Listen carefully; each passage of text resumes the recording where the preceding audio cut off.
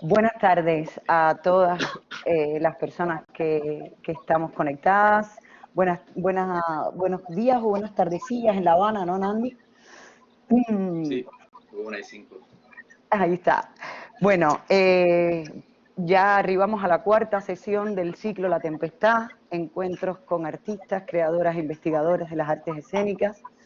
Esta propuesta de formación de aprendizaje, de transferencia del conocimiento que ha sido generada desde la Universidad Pablo de Olavide a través del Aula de Artes Escénicas La Escalera Teatro y el Servicio de Extensión Cultural, con la colaboración del proyecto UNAES, Universidades Andaluzas a Escena, que coordina la Universidad de Jaén y en el que participamos todas las universidades públicas andaluzas. Conozco a Fernando Sáez desde hace pues 30 años largos, no voy a decir el pico, ya por aquello de que nos sentimos jóvenes. Conozco su trabajo, conozco su alcance, su mirada alargada al horizonte, y no lo digo solo de forma poética, que también, sino por la experiencia que atesora, por el conocimiento que asienta en el devenir de su vida y su trabajo. Y sé que lo que puede compartir hoy con nosotros va a ser, va a abrir el conocimiento a una realidad efectivamente lejana y diferente, sobre todo muy diferente del contexto, del entorno en el que habitualmente nos movemos y que conocemos por cercano, por compartido, ¿no? Vamos a hablar de danza, pero vamos a hablar sobre todo de voluntad creadora, vamos a hablar de voluntad de acción, vamos a hablar de transformaciones para la subsistencia y vamos a conocer el trabajo de, de, de Malpaso Dance Company o Malpaso Compañía de Danza Contemporánea. Pier Mario, a cuando quieras, y luego Manolo, que va a llevar la batuta y la voz cantante. Bienvenidas y bienvenidos a todos aquí en este cuarto encuentro de La Tempestad. Como ya ha adelantado Dairi, yo soy Pier Mario Salerno, soy el director y profesor actual del Aula de Arte Escénica de la Universidad Pablo de Olavide. El teatro, la danza no solo se hacen, sino que también hay una parte de teoría y de conocimiento donde se pueden estudiar. Y hoy tenemos el placer, pues, de abrir la puerta hacia el otro lado del charco y tener aquí con nosotros a Fernando, que trabaja en la compañía de teatro danza Malpaso, una de las compañías, bueno, que más se mueve tanto entre las Américas como ahora mismo. Ya veremos que han tenido una gira por aquí, por Europa, y poco más. Paso la palabra, bueno, doy la bienvenida a Fernando, muchísimas gracias por estar aquí con nosotros hoy, y paso la palabra ya a Manuel, que será hoy quien lleva la entrevista. Gracias, Pier Hola, Mario. Manuel. Muchas gracias. Vale, gracias. Buenas tardes a todas y a todos, y buenos días, Fernando. Antes que nada, transmitirte, Fernando, que para nosotros, para los miembros del aula de teatro y de la escalera, Malpaso era casi desconocida. Después de 2 semanas buscando información, pues nos ha parecido magnífico, extraordinario el trabajo que desarrolláis, y entonces estamos súper ilusionados con lo que hoy nos vaya a contar, ¿no? Porque nos parece de un nivel vuestro trabajo que parece mentira que aquí todavía en España no hayamos podido disfrutar de vosotros. Ya nos encargaremos por ahí a alguien más que pondremos granito de arena. Yo soy el veterano, como me verás, de la escalera teatro. Pero nos gustaría saber cuál es la situación actual, la de calle, la de currarse, de la danza en Cuba. Efectivamente, de una manera más o menos metafórica, poética, podemos decir que los cubanos nacen bailando. Pero esto tiene, por supuesto, un trasfondo y una dimensión cultural. Voy a utilizar el término cultural muy frecuentemente, quiero ser preciso. Estoy básicamente apelando a definición del sabio colombiano Nicolás Buenaventura, que dijo una vez: si pueblo es sociedad, cultura es el comportamiento de ese pueblo. Entonces, digamos que la danza tiene una profunda dimensión cultural en Cuba. No tenemos todo el tiempo para adentrarnos en las sutilezas y en los matices, pero tiene que ver con elementos, digamos, de carácter antropológico muy claros. Es un lugar común afirmar que las dos raíces o fuentes fundamentales de la cultura cubana son la africana y la española. Es absolutamente cierto, pero tenemos que ser conscientes de la simplificación atroz que esto significa, porque no existe algo como la cultura española o como la cultura africana. Estamos hablando de diversas culturas que llegaron a Cuba y en su inmensa mayoría fueron culturas de puertas hacia afuera. El movimiento fue por excelencia una manera de comunicarse, porque sabemos bien, entre teatreros es muy fácil de entender, que el lenguaje, la palabra, es una de las formas de comunicación, pero el movimiento, el gesto, es tan legítimo y tan importante como la palabra. También el movimiento y el gesto están culturalmente condicionados, pero digamos que es un poco más flexible que la palabra, que el idioma. Para esos seres humanos sometidos a esa situación extrema, la danza, el movimiento, consecuentemente la danza, se volvió en principio una herramienta para comunicarse, pero también, y esto es muy importante, para el ejercicio de la memoria. Hasta el punto en que los seres humanos podamos recordar y podamos mantener ciertos ritmos dentro de nosotros mismos, no vamos a ser absolutamente aniquilados, no vamos a ser absolutamente colonizados. Entonces es muy importante entender esta dimensión de la danza y del movimiento en Cuba, en la condición cultural cubana, porque esa dimensión de resistencia cultural que empieza entonces llega de alguna forma hasta las costas de nuestros días, de una forma u otra. Entonces yo creo que eso es muy importante. Y efectivamente los cubanos no nacimos y nacemos bailando en teatros. Hay un universo, un panorama, un paisaje de danzas en Cuba que, grosso modo, aunque hay vasos comunicantes entre ellos, pudieran definirse en tres senderos, en tres caminos diferentes, interconectados de maneras sutiles, de maneras profundas, de maneras obvias a veces. Uno sería, en primer lugar, las danzas de carácter, digamos, social. De otro lado tenemos las danzas de carácter religioso, que no solo tienen una dimensión folclórica, porque llegan hasta el presente. Es decir, cuando hablamos de las prácticas de las religiones afrocubanas, afrocaribeñas, que son parte de la vida cotidiana de la cultura nacional, pues la danza está presente, no como un objeto museable, como una expresión museable. Está conectada al presente, está conectada a la vida de seres humanos concretos y de sectores amplios de la población cubana. Entonces, tenemos las danzas sociales, tenemos las danzas religiosas y tenemos por otra parte las danzas teatrales. De las danzas sociales pudiéramos hablar mucho rato, pero no es el tema de conversación hoy. Allí tenemos, por supuesto, el inmenso abanico de los bailes, de las danzas populares en Cuba. Te queremos preguntar un poco también sobre qué movimientos, qué tendencias están influyendo más ahora en la evolución de la danza cubana. Sí, yo creo que en este momento, no siempre ha sido así, pero en este momento particular no pudiera yo reconocer una tendencia predominante. Yo creo que en momentos como los 80 y los 90, digamos que la influencia de la danza teatro europea fue muy fuerte en Cuba. Yo creo que en este momento hay una conversación muy disímil entre las compañías que existen, tanto de ballet como de danza contemporánea, con distintos contextos culturales y sobre todo a partir de las poéticas que las propias compañías van estableciendo y con los coreógrafos con los cuales van relacionándose. Yo creo que en algún momento vamos a llegar al punto, en una de tus preguntas, de quizás ahondar un poco en esto, pero esencialmente yo creo que la cultura cubana es una cultura, como todas, de apropiaciones múltiples. Es muy fácil pensar que la cultura cubana está marcada esencialmente por el aislamiento, teniendo en cuenta que somos efectivamente una isla. Pero en verdad somos una isla solo desde el punto de vista geográfico. Desde el punto de vista cultural somos lo opuesto. Es decir, somos un puerto o somos una serie de puertos.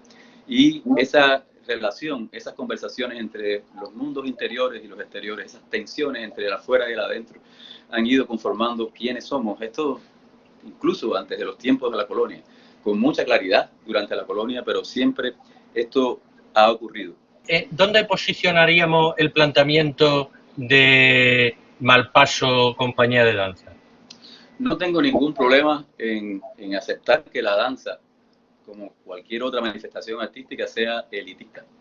El problema está en de qué tipo de elitismo estamos hablando. No estamos hablando de un elitismo del bolsillo, de la cartera, estamos hablando de un elitismo del alma, estamos hablando de una condición del espíritu. Efectivamente, no creo que la danza contemporánea ni el ballet sean fenómenos masivos, no lo son. No vamos a pretender competir con el fútbol, nos vamos a poner a Malpaso al lado del Real Madrid porque no vamos a llegar nunca ni a la zapatilla del peor pagado de los futbolistas de la banca. El arte, a las 10 de última, de manera muy general, es una recreación simbólica y reveladora de la existencia. Es decir, los poetas con mayúsculas nos hacen ver lo que nosotros no vemos. Es decir, son capaces de arañar la superficie y dejarnos ver qué hay al otro lado. En ese sentido, sí, el arte es revolucionario y la belleza es subversiva, no tengo duda alguna. Fernando, ya hemos nombrado varias veces a Malpaso. Bueno, cuéntanos cómo surge la creación de Malpaso Compañía de Danza y cuál es su papel en la realidad de la danza cubana, ¿no? Aquí hay algo anecdótico que es muy interesante. Preguntan siempre por qué se llama Malpaso. Efectivamente, Malpaso fue una propuesta que hizo Osnel. Nombrar las cosas es muy importante. Vuelvo siempre a mi querido Eliseo Diego. Es muy importante nombrar las cosas y nombrarlas con precisión. Cuando estábamos buscando el nombre de la compañía, y no fue muy fácil, honestamente, persuadirlos a ellos de que podíamos tener una compañía independiente, pero cuando ya estábamos muy cerca de dar el paso fundacional, Osnel propone Malpaso. Yo tuve 30 segundos de duda. Al segundo 31 estaba persuadido de que iba a ser un excelente nombre. En otro nivel, ya no relacionado a la gente que le decía que iba a dar un mal paso, está el sentido del humor, que es un arma tan poderosa para los seres humanos en general y es un arma indispensable para los cubanos. Es muy importante no tomarse demasiado en serio y es muy importante aprender a reírse de uno mismo. Entonces, efectivamente, hay un sentido del humor manifiesto en el nombre de la compañía, porque un mal paso es lo opuesto de lo que la danza se supone que sea. No hay ninguna aventura creativa respetable, o al menos que nos interese, que no implique el riesgo, que no implique el fracaso. El éxito, si existe, es una ficción y honestamente no sirve para nada. Del éxito no se aprende. Entonces, debíamos tener como premisa, como tenemos nosotros en la compañía, la obligación de fracasar, de dar malos pasos todos los días. De ahí se aprende. Entonces, el éxito sirve para distraer a las personas que nos van a seguir y apoyar por esa noción de éxito, pero a nosotros como norte, como centro, no nos ayuda. Entonces, ¿cuál fue la estrategia de nosotros? Pues a través de los escasísimos recursos materiales, a través de establecer una red de amigos. Las cosas que valen la pena en la vida generalmente se hacen con los amigos. Atraer hacia Cuba, hacia La Habana, hacia nuestro espacio, coreógrafos de primera línea a nivel internacional, que trabajando directamente con nosotros le posibilitaran tanto a los bailarines como a los propios jóvenes bailarines con vocación coreográfica dentro de la compañía ir aumentando sus estándares. Y ese concepto filosófico de Malpaso referente a una filosofía del fracaso como zona de aprendizaje me parece interesantísimo para la gente que empieza a funcionar en el arte, en el teatro, en donde a veces el brillo del éxito pues deslumbra y hay gente joven que que sin embargo ante un error, ante un fracaso se viene abajo, ¿no? Y es donde más se aprende. Y eso los veteranos un poco lo sabemos por experiencia de vida, ¿no? Bueno, Manolo, discúlpame que te interrumpa. Hay algo también importante, es decir, esto es un oficio, como diría en riesgo del equilibrista Eliseo Diego, que no da para sustos y quebrantos. Por lo tanto, el equilibrio ha de ser recompensa tal que no la imaginamos. Entonces, efectivamente, nos propusimos siempre no solo crear danza al más alto nivel posible, de acuerdo a nuestras posibilidades.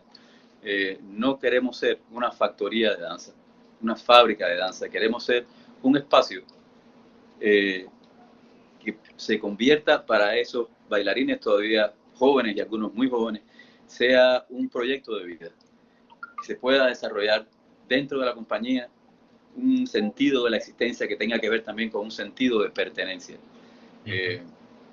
Yo creo que es importante, yo creo que esto es muy importante porque es algo que he perseguido durante toda mi vida y tiene mucho que ver también con mi sentido del teatro y de que los grupos de teatro son en contraposición a otras maneras de organizar el trabajo en compañía, etc. Vale. Retomando un poco los trabajos que habéis hecho con coreógrafos que han nombrado, pues bueno, pues cuando estuvimos viendo vídeos de vuestras producciones con Oscar Najarín, con, bueno, los que no voy a nombrarlos a todos porque además mi inglés de andaluz de Jaén, pero que vive en Sevilla, no te digo nada, ¿sabes? ¿Cómo es? Tú lo has nombrado bastante mejor que yo, lo has pronunciado bastante mejor que yo. Bueno, ¿nos podrías contar algo de esa experiencia, anécdotas, situaciones aprendizaje que van, si de las distintas culturas que representan estos coreógrafos habéis conseguido pues eso, un mestizaje que es enriquecedor, ¿no? Al final, que es el unir y a través del arte que distintas culturas sean capaces de expresar a lo mejor una misma idea, pero con distintas visiones. Aquí tiene que haber, digamos, el primer paso es con quién colaborar. Bueno, el primer paso es la colaboración. Yo creo, honestamente, a esta altura de mi vida, que la manera más eficiente de trascender los propios clichés, de trascender las soluciones acumuladas, la mejor manera de ponernos a prueba de forma regular y sistemática, lo más eficiente son las colaboraciones. Es relativizar tu punto de vista, relativizar tu trabajo y tus hallazgos. Y por supuesto, mientras más altos sean los estándares de las personas con las que conversas, más cuestionador va a ser ese proceso colaborativo. Y por supuesto, hay que escoger con quién quieres colaborar, quién es esa persona que va a ponerte a prueba, quién es esa persona que en ese proceso de encuentro a mitad de camino entre quién es él o ella y quiénes somos nosotros, va a iluminar, va a arrojar luces nuevas. Entonces, esto es un poco complejo a veces porque es un proceso, digamos, costoso para los estándares de la danza contemporánea, pero hemos tenido la suerte, efectivamente, de ir creando un equipo de trabajo, un grupo de bailarines muy abiertos a la colaboración, muy sensible al diálogo y a las conversaciones creativas. No es este tipo de compañía que se encierra en sí misma, no es una compañía con bailarines de egos desorbitados, todo lo contrario, son de una ejemplar humildad y esa humildad les permite establecer conversaciones creativas y dejarse penetrar por esas personas que vienen a colaborar con nosotros. Nos gustaría también un poco saber cuál es vuestro proceso creativo, cuál es vuestro método de trabajo, un poco qué sistema seguís, qué método en la elaboración de un espectáculo, de una coreografía, si eso depende del coreógrafo que traéis también lo marca la propia compañía un poco porque tiene su propio método creativo, su proceso creativo. Cuéntanos sobre ese tema. Excelente, Manolo. Todo comienza con la formación que traen los bailarines.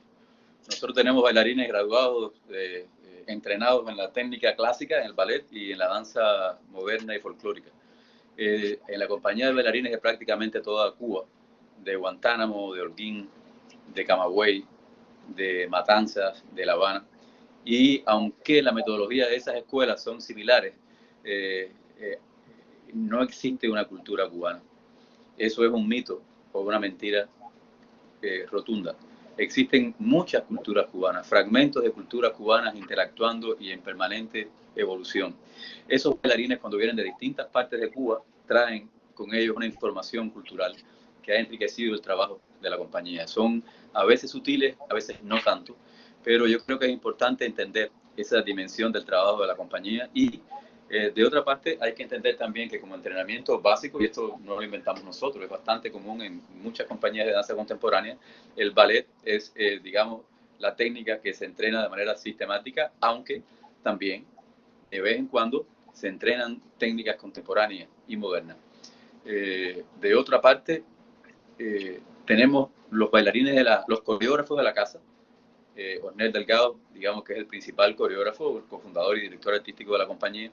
Y de otro lado tenemos como expresión de esa misión de la compañía de promover y proteger el trabajo de los coreógrafos cubanos emergentes, y el ejemplo ha de empezar por casa. Tenemos a jóvenes bailarines con vocación coreográfica que ya han estado de manera exitosa, digamos, para hablar mal y pronto, creando sus propias coreografías. ¿Cuál es la relación y qué aporta el Joyce Theatre Foundation, la Joyce Theatre Foundation en Malpaso? Y también que nos hablara, ya que hablamos de este tema, de la Fundación Ludwig, que tampoco la conocemos mucho, ¿vale? O la hemos conocido a través al intentar coger información tuya, y sé que también formas parte y antes la has nombrado. Pues no, si nos pudiera informar de los dos temas, son interesantes. Bueno, yo creo que la Fundación Ludwig ha sido efectivamente estructural en la existencia de Malpaso. En un principio teníamos la idea, la intención, que se concretó, que cristalizó, de crear a través de Malpaso no solo un espacio para hacer buena danza, sino también ese lugar donde los integrantes de la compañía pudiesen desarrollar ese proyecto de vida, ese sentido de pertenencia. Queríamos seguir un camino alternativo. Esto tiene que ver con el nombre de este encuentro, ¿no? Con el título del encuentro. Y seguir un camino independiente en el teatro o la danza en Cuba, no así en las artes plásticas, que es un universo diferente, es muy inusual. Es decir, la única compañía de danza teatral orientada hacia el ballet o la danza contemporánea que es independiente es Malpaso. Existen otras compañías independientes, pero más orientadas a espectáculos con otros públicos, digamos, shows de cabaret, espectáculos de variedades a muy alto nivel, pero tienen un público, digamos, en hoteles, en centros nocturnos, y pueden, digamos, financiarse de esa manera. Esta excepcionalidad de Malpaso necesitaba, digamos, un apoyo institucional muy sólido, y digamos que el apoyo inicial y hasta ahora de la Fundación Ludwig fue muy importante, es decir, legitimó de alguna forma la llegada al mundo, a la escena de la danza contemporánea, del arte contemporáneo cubano a la compañía.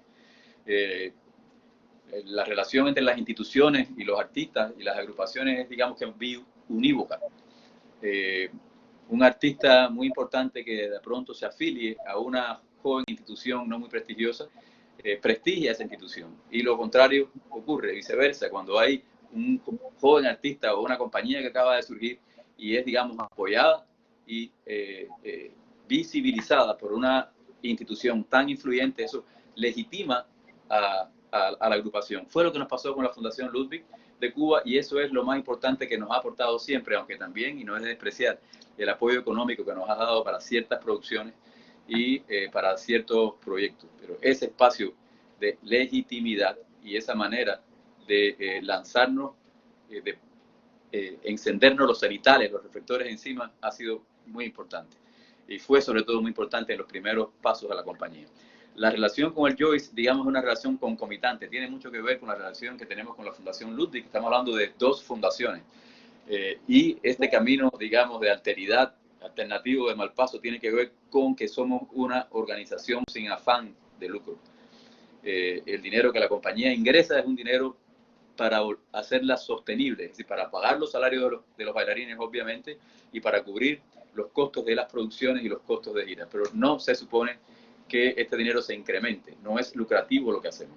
Esto en el contexto cubano es muy extraño, muy raro. Hay 6 fundaciones en Cuba nada más, y fundaciones que dependan para su financiamiento del exterior íntegramente solo la Fundación Ludwig. Desde el 2015 estamos afiliados a Joyce, y en ese mismo momento ellos decidieron inaugurar lo que se llama The Joyce Theatre Productions, la productora del Teatro Joyce, donde además de presentar danza de muy alto nivel del mundo entero durante prácticamente todo el año, esta división de producción se encarga de gestar y producir, financiar determinados proyectos concretos, y en este momento somos la única compañía, aunque tienen otros proyectos que desarrollan a lo largo del año, somos la única compañía que ellos representan y acogen de manera permanente. Fernando, hay una pregunta que a las compañeras y compañeros más jóvenes de Escalera Teatro les sorprendió un poco que una compañía de danza tuviera un director ejecutivo. Entonces, pero una de las preguntas que surgió es que ellos querían saber un poco cuáles son tus funciones dentro de la compañía de danza, ¿no? Y cuál es tu labor dentro de ella, ¿no? Esto es, ya que estamos en confianza,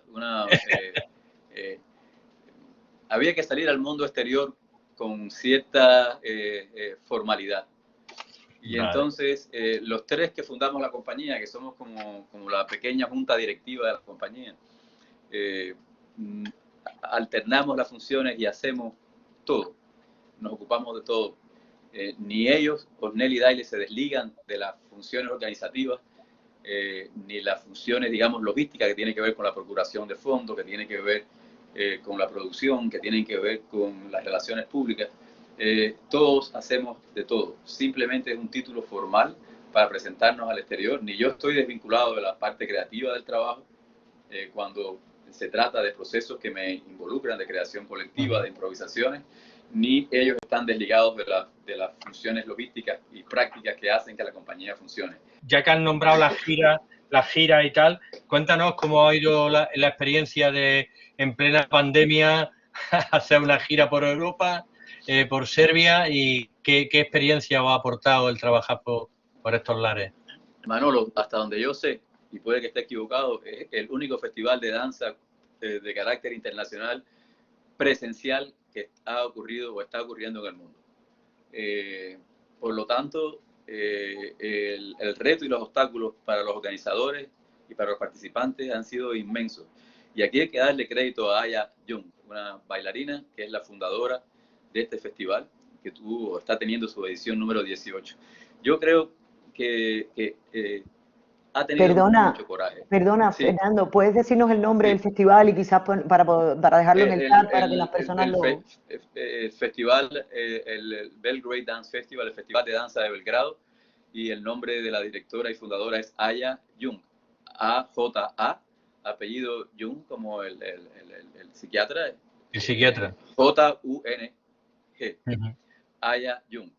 Entonces yo creo que ella es pionera. Yo creo que de alguna forma ha tenido un coraje extraordinario para hacer algo que parece obvio desde muchas perspectivas.